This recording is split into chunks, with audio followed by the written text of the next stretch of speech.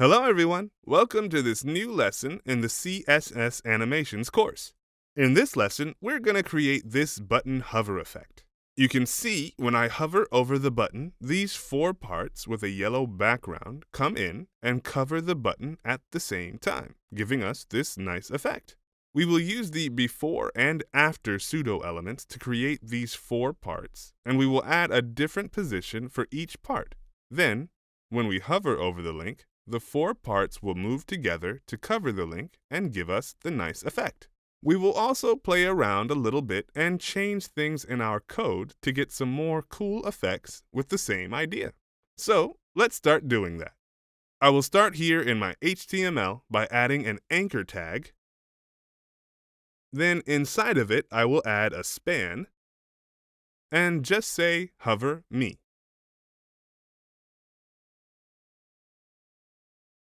We added a span here inside the anchor tag because we want to create four parts of the yellow background that will cover up the button. So we will create two of them using the before and after pseudo element of the anchor tag itself, and the other two will be created using the before and after pseudo elements of the span we just added. Okay, let's go to our CSS to start creating the effect we want. I will start by targeting the anchor tag itself to make it look the way we want. And I will add text decoration, none, text transform, uppercase, font size, 25 pixels, color, this nice yellow color, letter spacing, 3 pixels to get some spaces between the letters, then padding, 25 pixels from top and bottom, and 50 pixels from left and right, then border, 3 pixels, solid, and our yellow color. So here you can see our button is looking much nicer. Let's keep going. I will go back inside the link and add transition, all, 0.5 seconds, and finally position, relative. All right, now we will work on the four parts of the yellow background that come in and cover up the link when we hover over it. We will create the first two using the before and after pseudo elements of the anchor tag itself. So I will go right here and say A:(before), then I will add comma and say A:(after). And I will add content, empty strings, position, absolute, width, 25%. So the width of each part will be 25% of the anchor tag. And this makes sense because when combining all of the four parts, they will be 100% of the link width, and they will cover it up completely. Then we will add height, 100%, background color, our yellow color, and in order to make the text appear on top of the background, we will add z-index, -1. And finally, we will add transition,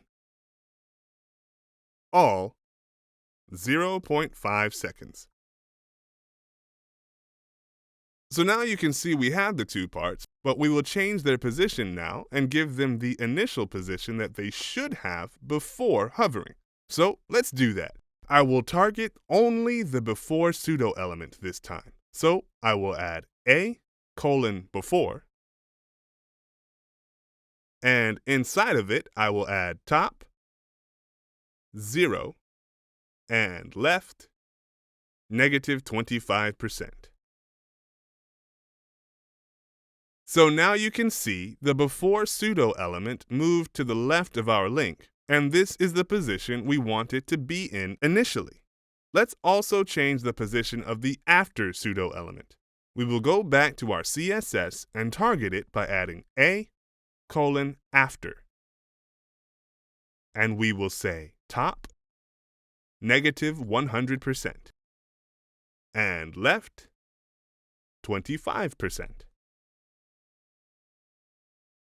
So now you can see the after pseudo element is sitting on top of the button because we moved it by 100% of the button height to the top, and now it sits at 25% of the button width from the left as well. Now, when we hover over the link, we want them to move from their position to a position that will make them cover half of our button until we create the other two parts. So I will go here and say, when hovering over the link,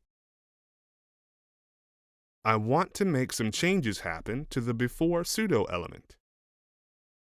I will add top, 0, and left, 0. So now you can see when we hover over the link, the before pseudo element moves to cover the first quarter of the button because we set left to 0 and top is already 0. Okay, let's work on the second part. I will go back and say, when we hover over the link, I want to make some changes happen to the after pseudo element.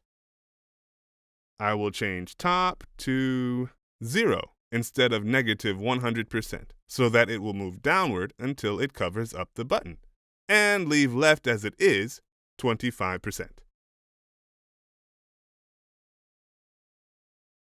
So now, when I go and hover over the button, you can see the second part moves downward, covering up the next quarter beside the first part, and together they're covering half of the button. All right, now we want to create the remaining two parts, and we will create them using the before and after pseudo elements as well. But this time they will be the before and after pseudo elements of the span we added inside the anchor tag. So I will go to my CSS and go right here. Add a new comma and add span, before, another comma, and span, after. We added them right here because they will have the same width and height as the other two parts. The only thing that will change is the position. So now, when I go and reload, you can see we have the two parts, but let's change their position. I will go back to my CSS and say A, span, before, and I will add top, 100%, so it will sit below the button, and right, 25%, so it will sit at 25% of the button width from the right. So you can see the third part is sitting in the position we want it to. And when hovering over the link, we want to change its position to make it cover up the third part of the button. So I will go back to my CSS and say A on hovering, span, before. And I will add top, 0 to make it move upward, and right, 25% as it is. So now, when I go and hover over the link, you can see the third part moves upward, covering the third part of the button. Cool. Now, let's work on the fourth part. I will go here in my CSS and add A, span, after. And I will add top, 0, and right, negative 25%. So this fourth part will be initially sitting on the right of the button, like so. All right, let's work on the hovering effect. I will go right here and say A on hovering, span, after, and I will add top, 0, and right, 0 as well. So now, when I go and hover over the link, you can see the 4 parts move from their initial positions to their new positions and cover up the button together. But we now need to change the color of the text on hovering. So I will go back to my CSS and say A on hovering. I want the color to change to this dark gray color. And also, in order to hide the parts outside of the button, I will go up here inside the anchor tag selector, and I will add overflow hidden. So now you can see when we hover over the button, the 4 parts come in and cover it up completely, and the text color changes to gray, giving us the effect we want. Now, let's create another cool effect with minor changes in our code. First, I will go up here again inside the anchor tag selector and remove the overflow hidden for now, so that we can see what we're doing.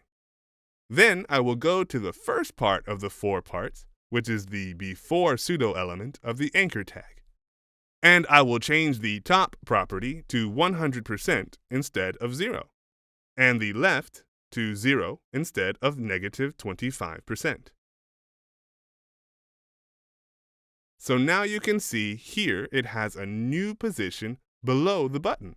Then I will go to the 4th part represented by the after pseudo element of the span.